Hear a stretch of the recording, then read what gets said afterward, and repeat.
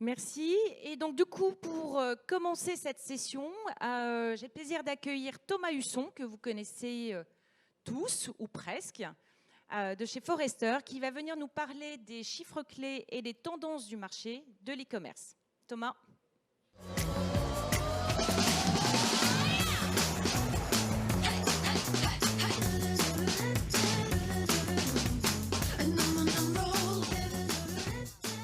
Bonjour à tous. Je suis aussi ému et ravi d'être là. Ça fait plaisir de reconnaître certains visages et de pouvoir échanger ensemble pendant 3 jours. Donc, merci Sonia, merci Comexposium de m'inviter pour partager les tendances que Forrester observe sur le marché du retail et du e-commerce. J'ai 25 minutes chrono pour vous donner une vue d'hélicoptère. Alors, on ne va pas rentrer dans le détail, vous allez le faire dans les masterclass, vous allez le faire pendant 3 jours, mais je vais essayer de vous donner une vision d'ensemble des tendances qu'on observe.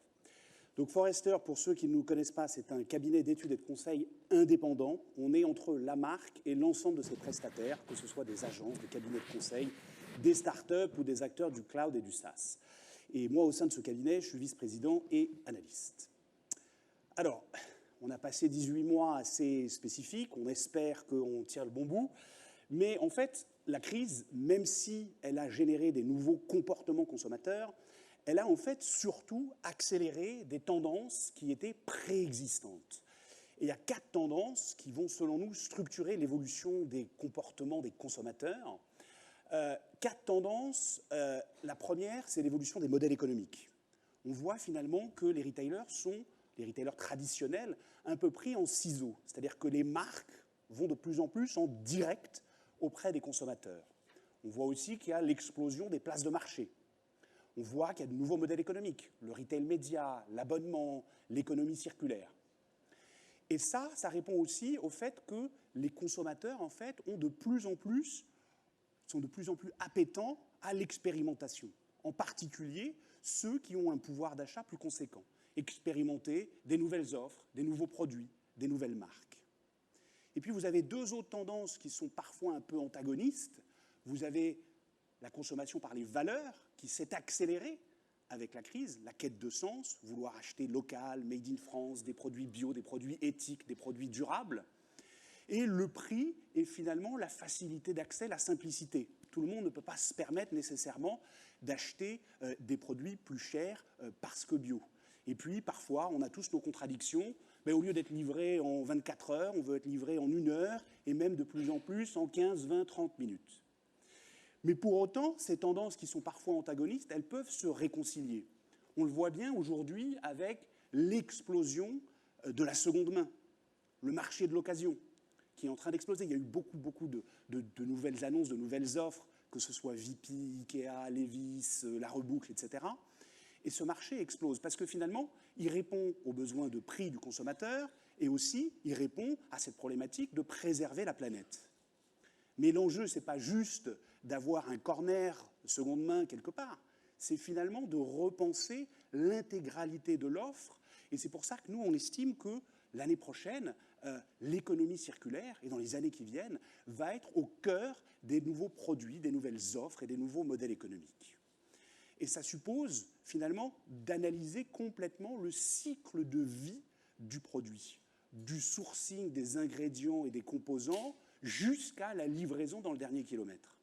Et il y a certaines sociétés qui font ça mieux que d'autres. Je pense au groupe SEB, qui depuis des années a mis en place une méthodologie d'éco-conception, d'éco-design, en formant ses équipes R&D, ses équipes produits, ses équipes marketing, et qui finalement a une vue d'ensemble de cette problématique. Et on voit bien qu'il y a de plus en plus d'entreprises comme SEB qui veulent concilier évidemment une rentabilité économique pour leurs actionnaires, mais aussi la responsabilité sociétale en répondant aux demandes des consommateurs et en s'inscrivant dans la société dans laquelle ils évoluent.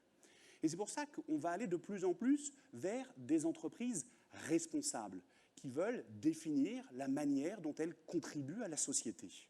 Vous avez aujourd'hui à peu près en France 300 entreprises à mission, dont le groupe Rocher, dont on a parlé tout à l'heure. Il y a eu un rapport qui a été remis justement par Brice Rocher sur la façon de faire évoluer la gouvernance des entreprises. Vous avez la plupart des grands groupes qui aujourd'hui, du CAC 40, qui ont soit déjà redéfini leur mission, soit qui sont en train de le faire. Et vous allez avoir de plus en plus de communication autour de ces sujets-là. Et donc, du coup, comment se différencier? Parce que là, dans les jours qui viennent, et ça a déjà commencé avec la COP26 qui commence dimanche, tout le monde va nous sortir ce qu'il fait, entre guillemets, en termes de communication sur voilà, la manière de préserver la planète. Et il va falloir, et c'était le thème du one-to-one digital marketing à Biarritz, être authentique. Et il y a un certain nombre d'entreprises qui sont peut-être plus authentiques que d'autres. Le groupe Rocher en fait certainement partie. Aigle, c'est aussi intéressant, c'est une des 300 entreprises à mission. Ils ont redéfini leur mission, que je trouve joliment exprimée. Ne laisser que l'empreinte de nos pas. Ce qui est intéressant quand on fournit depuis des années et des années, qu'on fabrique des bottes en caoutchouc naturel, en EVA, qui sont faites pour durer des dizaines d'années. Et voilà une entreprise qui n'a pas simplement lancé Second Souffle, une offre de seconde main, mais qui pense de manière plus holistique son rapport et sa contribution à l'environnement. Donc il faut être authentique, mais il faut surtout, et c'est finalement le nouvel avantage concurrentiel, c'est la confiance. Il faut inspirer confiance, pas uniquement auprès de ses consommateurs, mais aussi de plus en plus auprès de ses collaborateurs. Vous avez tous certainement, en tout cas beaucoup d'entre vous, des difficultés de recrutement aujourd'hui. L'enjeu, c'est aussi de donner du sens aux collaborateurs. Ils veulent travailler pour des entreprises, et en particulier les jeunes générations, mais pas que, des entreprises qui donnent du sens et qui contribuent à l'environnement et à la société. Et puis aussi, confiance vis-à-vis des fournisseurs, qui sont de moins en moins des fournisseurs et de plus en plus des partenaires stratégiques qui vont devoir s'aligner sur votre mission, sur vos valeurs, et même demain, je dis demain, ce n'est pas dans un horizon immédiat, mais dans les années qui viennent, avoir des API ouverts pour pouvoir partager l'information sur leur empreinte carbone et tout un tas d'informations qui vont être liées à l'environnement. Et il y a un certain nombre de drivers de la confiance qu'on a identifiés là, la responsabilité, l'empathie, la capacité à être cohérent, l'intégrité, qu'il faut activer pour pouvoir générer de la confiance avec l'ensemble des parties prenantes. Parce qu'en fait, si on prend un petit peu de recul, dans l'introduction, M. Rocher parlait de la révolution numérique. On est encore dedans pour la plupart d'entre nous. Mais il y a une autre révolution qui a déjà commencé et qui va s'accélérer, qui est la révolution liée à la RSE, la responsabilité sociétale des entreprises. C'est une nouvelle vague de disruption et de transformation des entreprises. Je parlais de confiance. C'est un élément clé pour aligner l'ensemble des parties prenantes. Les actionnaires, mais aussi les autres, avec de plus en plus une valorisation des éléments non financiers. Et il faut s'y préparer, parce que de toute façon, la taxonomie européenne va l'imposer. Et puis, il y a aussi et surtout le besoin d'avoir une stratégie. Il faut des visionnaires qui soient un peu plus audacieux. Des gens comme Faber à la tête de Danone, comme Chouinard à la tête de Patagonia. Et il ne s'agit pas simplement de redéfinir une mission. Ça n'a pas de sens s'il n'y a pas un alignement avec le modèle économique. Il faut profondément modifier le modèle économique pour l'aligner à la mission de l'entreprise. Et puis, il faut intégrer ça partout dans l'ensemble des fonctions, dans l'exécution opérationnelle, dans la chaîne de valeur. Encore une fois, du sourcing des produits jusqu'à la livraison et la conception des offres. Alors vous allez me dire, oui, ok, merci Forrester, c'est sympa, toutes ces grandes tendances sociétales. Mais nous, au départ, on était venus écouter des chiffres sur le e-commerce. Alors je vais vous en donner des chiffres sur le e-commerce. Mais je voulais quand même d'abord planter le décor, parce que ça n'a pas de sens de penser digital et e-commerce si on s'abstrait des évolutions sociétales qui vont s'accélérer dans les années à venir. Alors oui, il y a eu une explosion du e-commerce, ce n'est pas à vous que je vais l'apprendre, sauf qu'elle a bénéficié aux acteurs et aux pays qui s'étaient déjà transformés. Vous le voyez sur ce graphique, l'Europe du Sud a connu une croissance moins importante, alors que les pays qui étaient déjà matures et leaders comme l'Angleterre en ont davantage profité. Et la France se situe quasiment pile dans la moyenne européenne. Donc ça, c'est une moyenne, ça cache toujours des disparités, et puis on est sur, finalement, les acteurs qui en ont, les pays qui en ont bénéficié. Mais ceux qui en ont le plus bénéficié, ce sont quand même les plateformes digitales, les GAFAM. 113 milliards de dollars. Je répète parce que des fois on ne se rend pas compte des chiffres. Par trimestre, 113 milliards de dollars de chiffre d'affaires par trimestre. C'est le chiffre d'affaires d'Amazon au dernier trimestre. Alors ok, ça inclut le cloud et ça inclut aussi la pub, Mais quand même, c'est plus 27% d'augmentation. Vous connaissez beaucoup de boîtes qui font des chiffres comme ça, avec plus 27% d'augmentation, c'est fascinant. Alors, ce n'est pas que Amazon, évidemment. Il y a aussi, heureusement, plein de nouveaux entrants qui viennent challenger, finalement, le marché actuel. On va entendre parler tout à l'heure, on aura une magnifique table ronde avec 3 très belles licornes françaises qui vont revenir sur leur success story à différents niveaux autour du marché du e-commerce. Mais vous avez aussi le marché du paiement. Quand vous êtes arrivé, vous aviez PayPal qui rappelait comment faire du paiement fractionné, que leur fonctionnalité existait déjà. Mais dans ce domaine-là, sans parler du rachat potentiel de Pinterest, mais Square a racheté Afterpay pour 29 milliards de dollars. Klarna, qui vient d'arriver en France, est valorisé 46 milliards de dollars. Et heureusement, vous avez aussi des acteurs français, des startups françaises qui font des choses intéressantes, dont United Credit, qui en parlera demain en fin de matinée.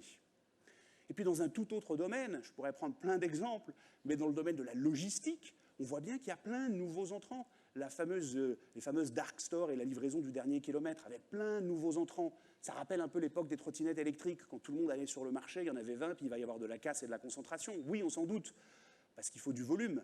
Et puis à la limite, il en restera quelques-uns. Et très bien, finalement, dans le commerce alimentaire, il n'y a pas eu finalement encore, malgré les récentes annonces de concentration, il reste 5-6 acteurs. Donc on voit bien que les modèles économiques changent et qu'il y a aussi d'autres entrants avec des modèles économiques plus établis, comme Picnic ou Everly, qui viennent changer la donne. Mais donc, qu'on soit sur des acteurs qui se sont déjà transformés, des plateformes digitales, des licornes, des startups, on sait tous que le marché va continuer à croître dans les années à venir. Nous, on estime qu'en 2025, le digital représentera 25% des ventes retail en Europe. C'est une moyenne sur l'Europe. Et évidemment, comme toute moyenne, ça cache des disparités. Donc il y a déjà des marchés qui sont déjà très digitalisés.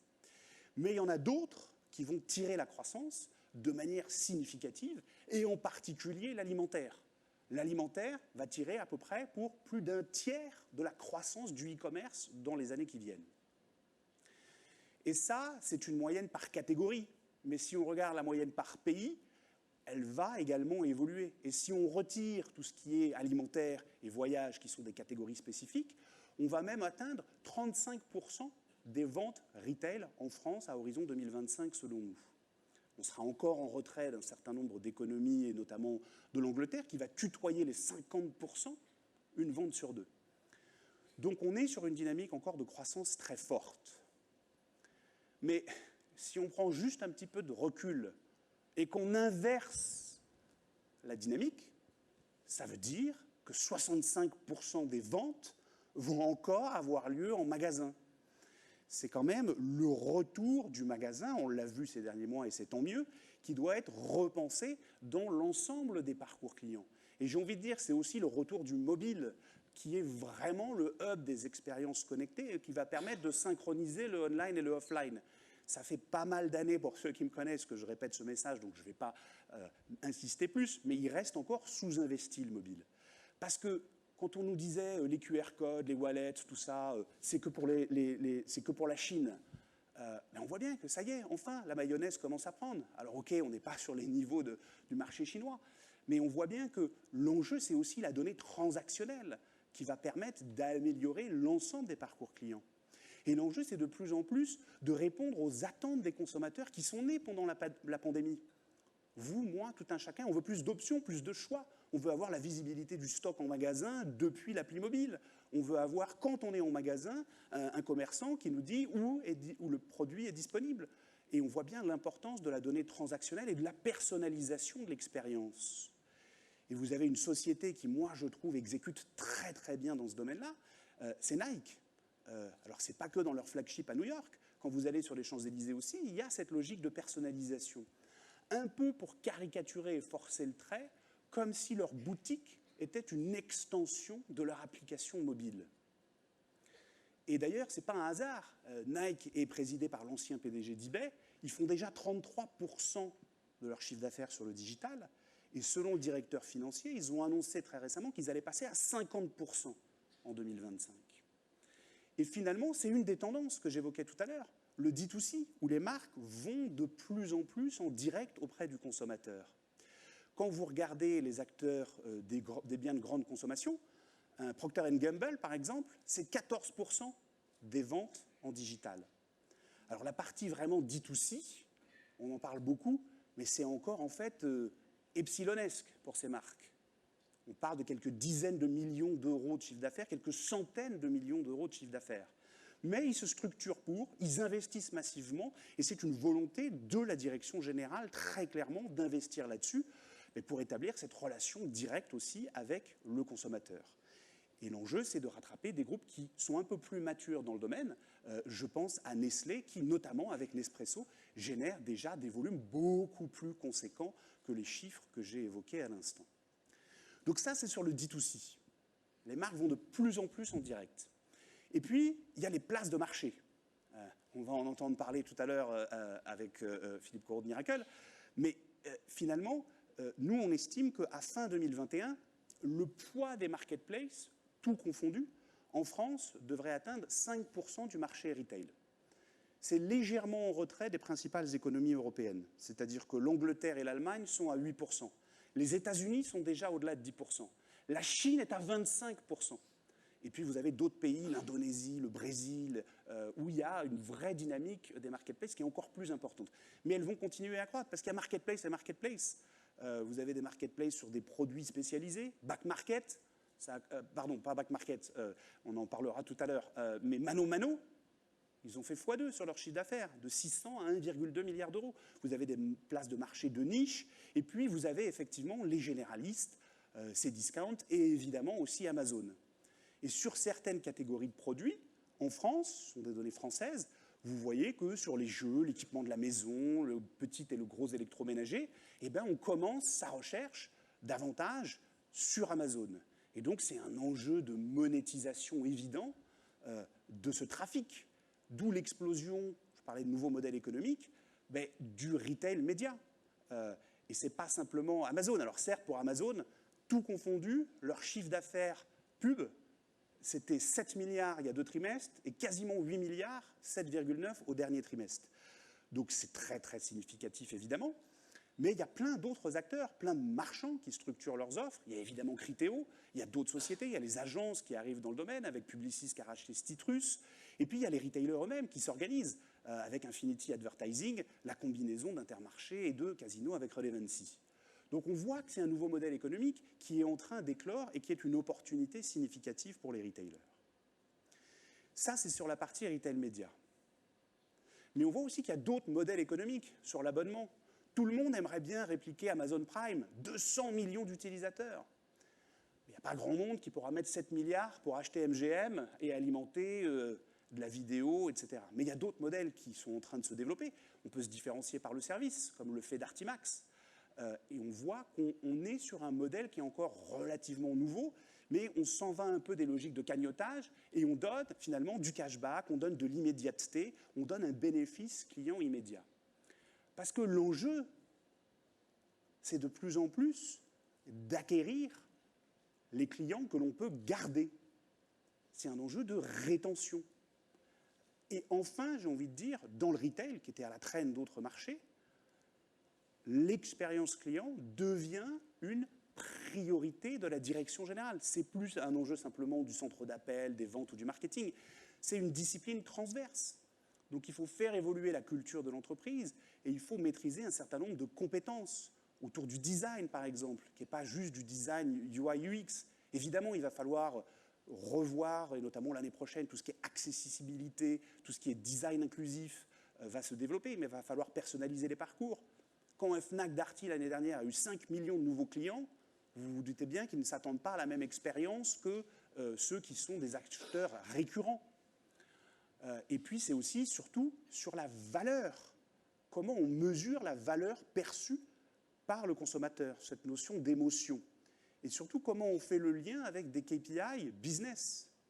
Quand on regarde et quand on pose la question aux retailers, quelles sont vos priorités, quelles sont vos actions prioritaires pour améliorer l'expérience client, ils nous disent, ce n'est pas une surprise, le digital. On voit un petit peu plus loin derrière l'amélioration et la digitalisation, notamment des boutiques. Un peu trop loin derrière, à mon goût, le mobile. Mais surtout, on voit qu'il y a des enjeux de transformation culturelle et de valeur. et qu'on mesure un taux de SAT-clic, qu'on mesure un NPS, qu'on mesure un CLV, l'enjeu, c'est de rattacher ça à des KPI business. L'advocacy, c'est bien, un taux de recommandation, c'est bien, mais qu'est-ce que ça me dit sur ma capacité d'upsell et de cross-sell, sur ma capacité à faire de la rétention client, et plus généralement, ma capacité à être profitable. Donc ça, c'est vraiment un enjeu qui devient un enjeu de direction générale. Et pour faire ça, je vais dire quelque chose que vous avez entendu aller 1000 fois. Il faut collecter la data, c'est de plus en plus difficile dans un monde cookie-less. Il faut la transformer en insights, et puis il faut derrière agir pour personnaliser l'expérience client. Okay. Vous l'avez entendu 1000 fois. Très bien. Le problème, c'est la gouvernance des données, qui est quand même assez compliquée à mettre en place. Et il faut placer le curseur au bon niveau entre le risque que vous allez prendre, avec finalement des données personnelles, des données transactionnelles, et puis les algorithmes que vous allez utiliser pour personnaliser cette expérience client.